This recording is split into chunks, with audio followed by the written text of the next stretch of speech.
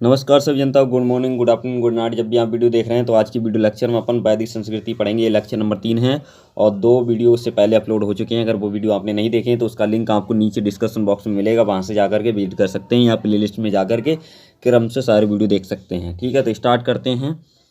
हमारा जो है वैदिक संस्कृति नाम का जो चैप्टर है, ठीक है, ये लेक्चर 3 है। ठीक है, और उससे पहले आपसे सभी से रिक्वेस्ट है कि Bharat Singh lectures YouTube channel को आपने अभी तक सब्सक्राइब नहीं किया है तो नीचे रेड कलर में लिखा हुआ है सब्सक्राइब, उसे दबाइए, साथ ही घंटी वाले आइकन को प्रेस कर दें जिससे आने वाले हर वीडियो का नोटिफिकेशन आपको मिलता रहे बिल्कुल टाइम पर।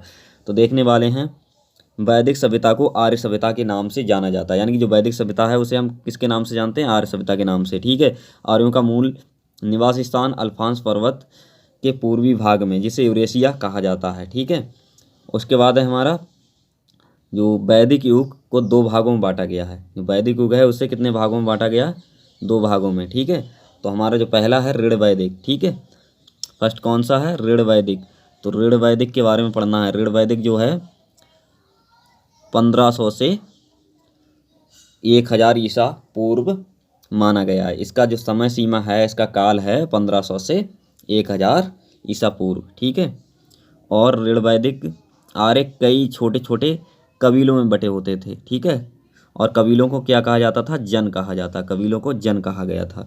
कबीलों के सरदार को राजन कहा जाता था। ठीक है, और जो शासक माना जाता था, कबीलों का शासक कौन होता था? राजन। ठीक है, उसके बाद है हमारा राजनीतिक इकाई कौन थी?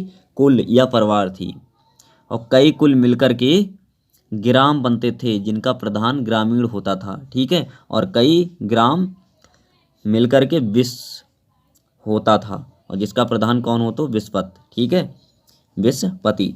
और तथा कई विश्व मिलकर के जन, और जिनका प्रधान राजा होता था।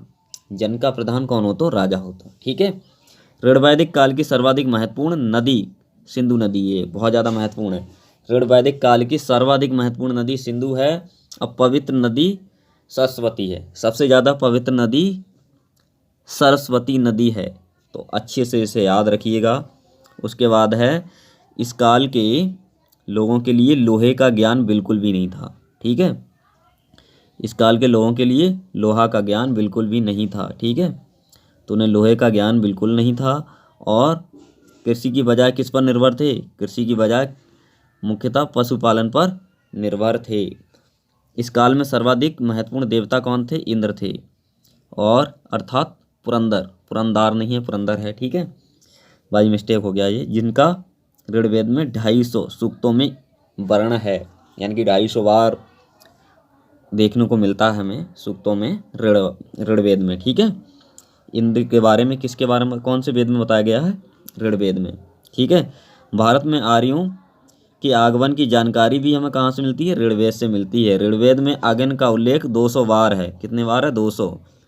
ठीक है, और जो जन है, जन शब्द और विश्व, जन और विश्व का उल्लेख हमें मिलता है, जन का मिलता है लगभग 275 बार। ठीक है, और विश्व का मिलता है हमें, विश्व शब्द का मतलब 170 बार। ठीक है, सभा, समिति और विधत तथा गण राजनीतिक संस्थाएं थी, ये 3। ठीक है, समाज में वर्ण व्यवस्था कर्म पर आधारित थी, यानी कि जो वर्ण का मतलब होता है जाति व्यवस्था।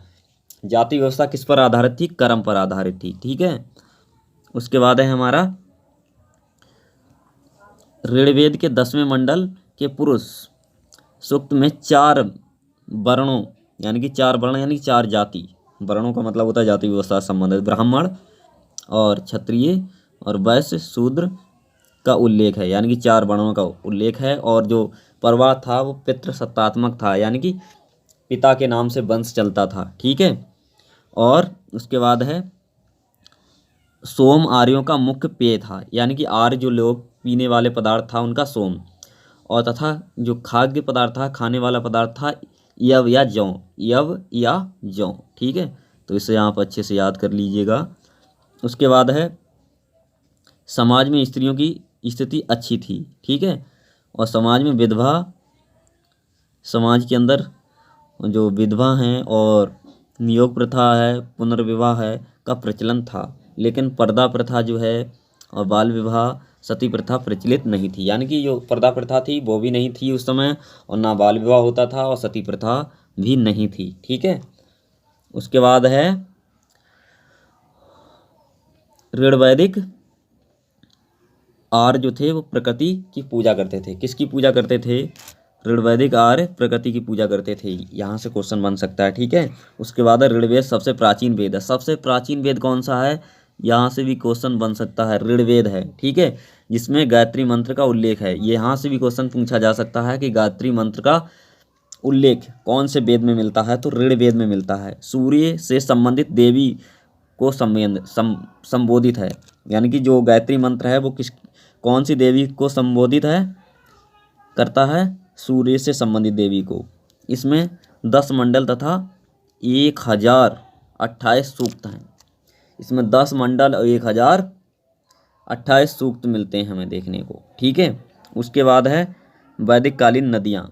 तो नदियों के नाम उस समय अलग अलग थे। ठीक है, वैदिक काल में जो भी नदियाँ थीं उनके नाम अलग अलग हुआ करते थे।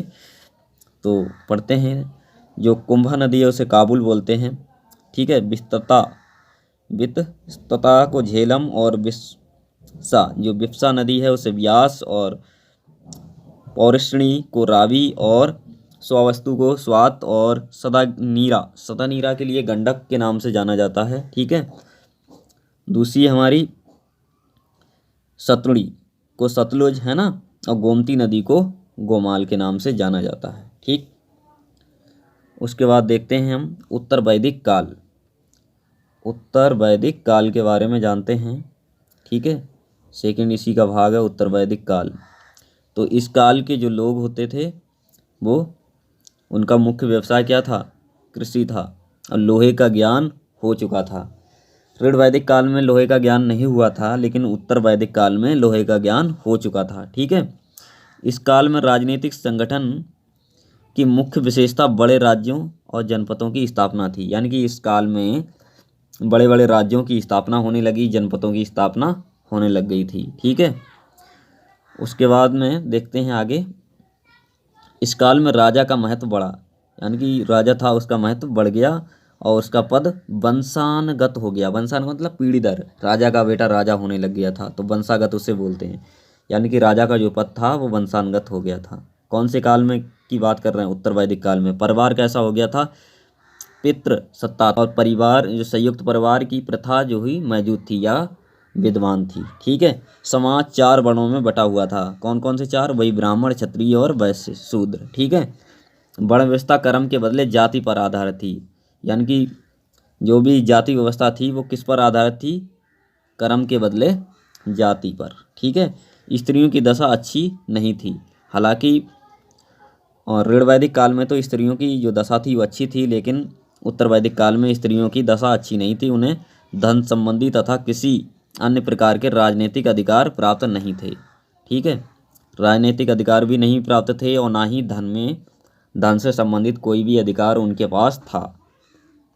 और इस काल में सबसे प्रमुख देवता कौन थे? प्रजापति। प्रजापति का मतलब होता है ब्रह्मा, और विष्णु, रुद्र शिव के लिए यहाँ पे यूज किया गया था।